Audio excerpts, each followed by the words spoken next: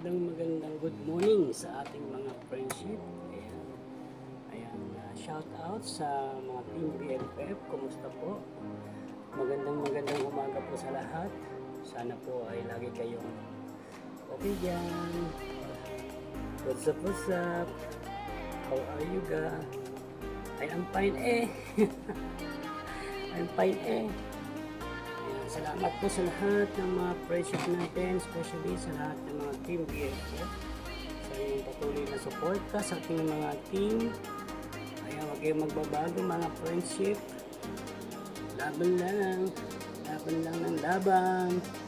Laban lang sa buhay, walang susuko.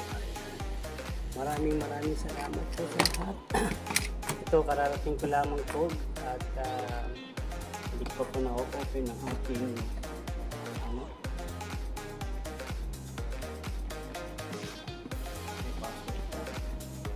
para hindi mapasok ng mga friendship kasi nasa magandang umaga po. Ayan, shout out sa ating mga kaibigan sa mga team BFF over the world. Shout out po pag may time.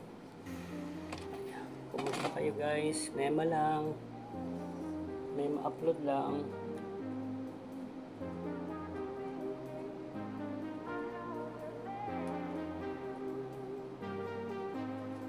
May ma-upload lang guys. Ayan, good morning.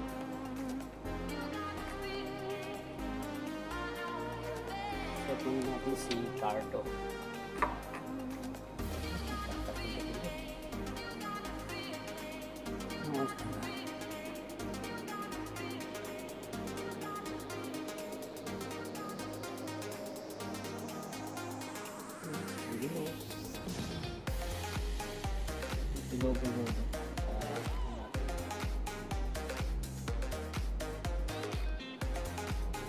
Gulo.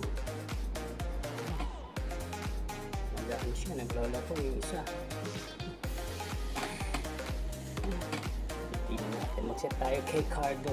Karating lang natin guys, set naman natin si Cardo. Si Cardo TV. Pero bakit tayo mag-start to? Start muna natin. Para brush.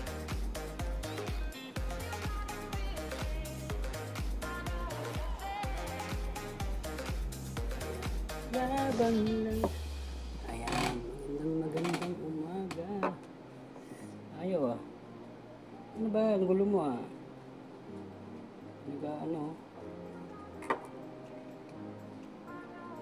Maligalig ito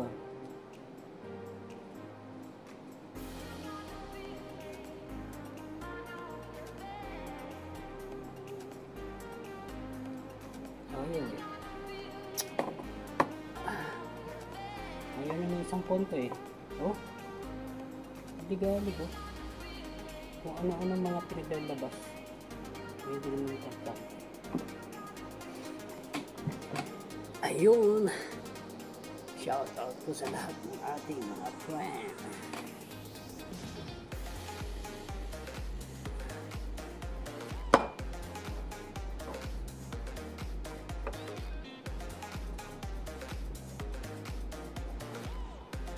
Ayaw mo ang gulo mo bok. Ano bang meron? I-restart nga natin. Ayaw naman mag-restart.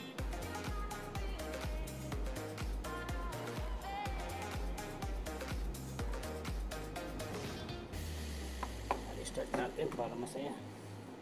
Ayan. Laban lang. Magandang umaga sa lahat. Shout out po, shout out sa lahat. Shout out. Team BFF, shout out. Check muna natin si Cardo TV para ang WH niya. Yeah, karating ko lang po kasi guys. Umaga pa, 7 pa lang, 7:45. Ayan, kumusta po ang umagas nyo mga friend? Magandang umaga. Kumusta ang morning nyo guys? Sana ay okay kayo lagi. Ayan. Ano man yung pinagdadaanan natin sa buhay, laban lang. Diba? Laban lang. Laban lang. Laban lang. Happy birthday pala kay Bing Loizaga. Happy birthday Bing Loizaga. Bing Rosales pala.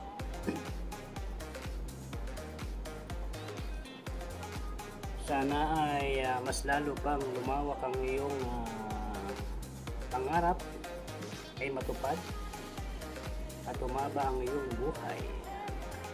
Siyempre, lahat naman tayo ay miss natin. Good health pala, good health. Wishing you good health. Kasi siyempre, yan ang pinaka-importante. Health. Health is wealth, sabi niya. Health is wealth. Sabi nga, hindi mo maraming pera kung wala ka naman, may sakit ka naman, di ba? Di makakain ang gusto mong kainin kasi may sakit ka. So, health is wealth. Yan ang importante. Health is wealth. Check muna natin si Carlo. Para masaya. Kasi, kailangan ni Carlo ng watch hour. Yan ang importante. Kailangan ni Carlo ang watch hour.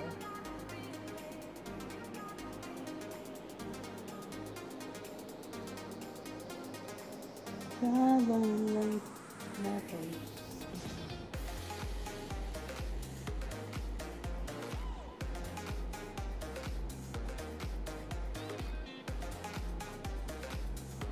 Natin si Carlo TV.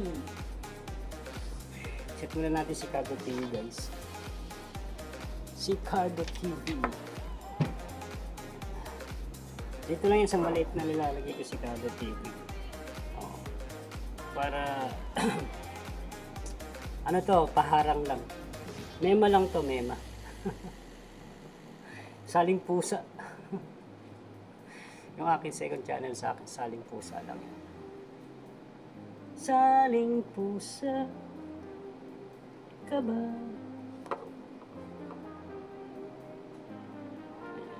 Ang aking maliit na cellphone ay hindi na maganda dahil nag-ano na, di bale pag nagka-LL tayo, bibili tayo ng bago.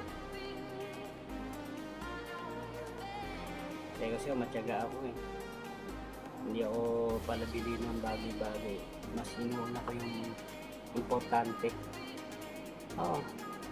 Yung pag example, yung importante, yung mga importanteng bagay sa yung tulad ng pagbabayad ng SSS. Yan. Palang araw magagamit niyan. Diba?